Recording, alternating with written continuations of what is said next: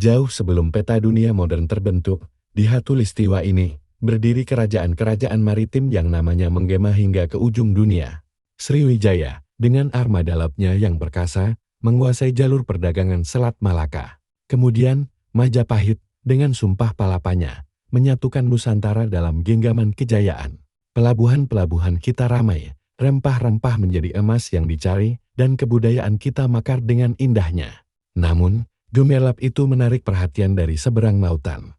Kapal-kapal Eropa, yang awalnya datang untuk berdagang, perlahan menunjukkan wajah aslinya. Mereka tidak hanya menginginkan rempah-rempah, mereka menginginkan tanah air kita. Benteng-benteng kokoh mulai berdiri di pesisir, bukan untuk melindungi, tapi untuk mengontrol. Kekayaan alam yang seharusnya menyejahterakan rakyat, mulai dikeruk dan diangkut paksa, menandai awal dari sebuah babak kelam yang panjang dalam sejarah kita. Zaman berganti, penindasan semakin menjadi-jadi. Sistem kerja paksa atau rodi memaksa nenek moyang kita membangun jalan raya anyar Panarukan dengan darah dan air mata. Sistem tanam paksa membuat petani kelaparan di atas tanahnya sendiri yang subur. Penderitaan ini menyulut api perlawanan di seluruh penjuru negeri. Di Jawa, Pangeran Diponegoro memimpin perang gerilya yang mengguncang kekuasaan kolonial.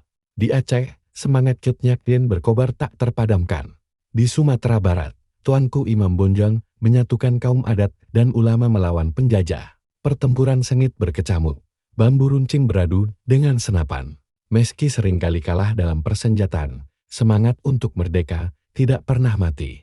Setiap tetes darah yang tumpah, setiap nyawa yang gugur, menjadi pupuk yang menyuburkan benih-benih kemerdekaan yang akan tumbuh di kemudian hari. Memasuki abad ke-20, perlawanan tak lagi hanya dengan senjata, tapi juga dengan pena dan gagasan. Lahirlah generasi terpelajar yang sadar bahwa persatuan adalah kunci. Organisasi Budi Utomo menjadi pelopor, membangkitkan kesadaran nasional. Puncaknya terjadi pada 28 Oktober tahun 1928, ketika para pemuda dari berbagai suku, agama, dan daerah berkumpul di Batavia. Mereka mengikrarkan Sumpah Pemuda, sebuah janji suci untuk bertumpah darah satu, berbangsa satu, dan berbahasa satu, Indonesia. Lagu Indonesia Raya untuk pertama kalinya diperdengarkan, menggetarkan jiwa, dan membakar semangat.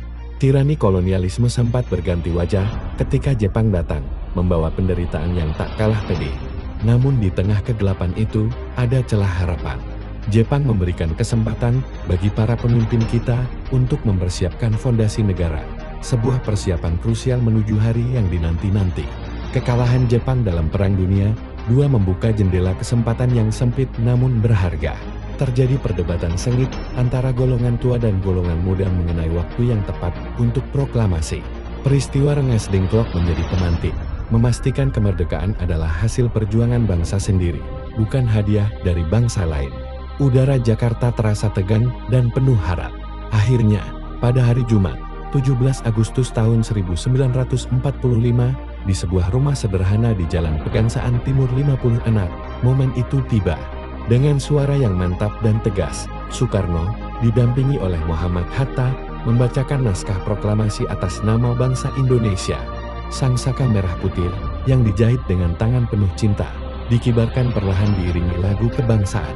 Air mata haru dan pekik merdeka menggema, menandai lahirnya sebuah negara baru yang berdaulat. Proklamasi bukanlah akhir, melainkan awal dari perjuangan yang lebih berat. Belanda kembali datang dengan kekuatan militer, mencoba merebut kembali apa yang telah menjadi hak kita. Pertempuran heroik meletus di Surabaya, Bandung menjadi lautan api, dan para pejuang bergerilya di seluruh pelosok negeri. Perjuangan tidak hanya terjadi di medan perang, tapi juga di meja perundingan. Diplomasi gigih dilakukan untuk mendapatkan pengakuan dunia. Akhirnya, melalui konferensi meja bundar, kedaulatan Indonesia diakui sepenuhnya. Sukacita meluap di seluruh negeri.